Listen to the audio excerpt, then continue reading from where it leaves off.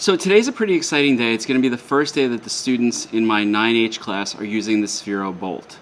What they're going to be doing is they're going to be building a shelter that has to withstand a Martian sandstorm. Much like the beginning of the novel, The Martian, they are going to have to try to survive that sandstorm. The bolt is going to act as the sandstorm. The students will build their structure. Once the structure is built, the bolt will be introduced into the structure and it will run for 40 seconds. 20 seconds, it will be running one motor at a moderate speed, and then for another 20 seconds, it will intensify with both motors running for another 20 seconds. The task the students have is to make sure that their structure maintains its integrity. If the structure breaks down, the structure has a breach, then it's considered a failure. What I'd like to see the students do is try out some ideas, test those ideas out. Some of those ideas clearly will not work, and then they will have to go back, rebuild, and continue on with this process until they're successful. Not all of the students will be successful at this task either, and that is also an expectation, so they get used to the idea that it's okay to try, fail, and then hopefully in the end succeed. What they're going to be using are little foam marshmallows. In fact, I have some students in class who have allergies, and I was a little worried about regular marshmallows, so I got these. Each group is going to get 10 of these foam marshmallows, and the other building materials are toothpicks. The toothpicks and the marshmallows go together, and they can then build their structure, and the bolt will go inside of that. The second part of the project is to program the sandstorm on the bolt itself.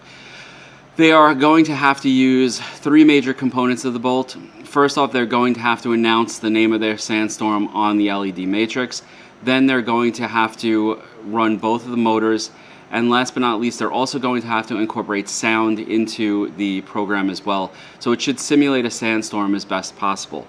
Now I'm going to show you some examples of the kids actually coming up with their ideas, then testing their ideas, and ultimately the final test where some of the students will survive and some of their structures will not breach and some will have failures. So here we go, and again, my students should be coming up next with their examples of what they've thought up and how they've built them and put them together. Thanks. If you like this video, please feel free to subscribe. The button's down below. Give it a like. Thanks a lot. Bags. Each bag is numbered. Each bag goes to a group. We're basically trying to conceal it in kind of like a box formation, kinda. Mm-hmm. Hold on. I'm thinking triangles because they're the strongest shape. That was our plan. Okay. We're gonna put the sphere in here, and hopefully these will hold it off of the ground. But I think we need a stronger foundation with our toothpicks because it's very weak right now.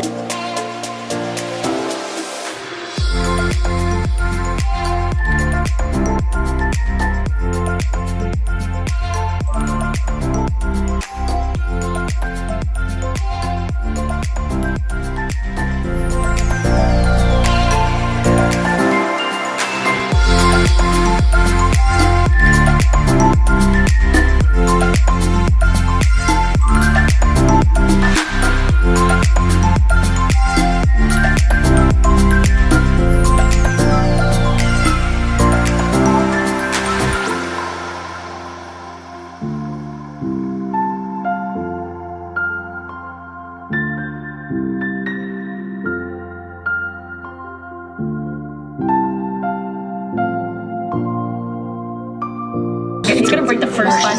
Martian storm, that's what it said. Holly. This video.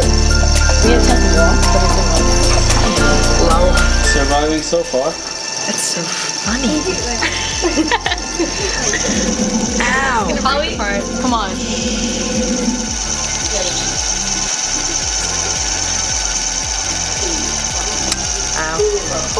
Was she? Oh my. Oh. Scissors.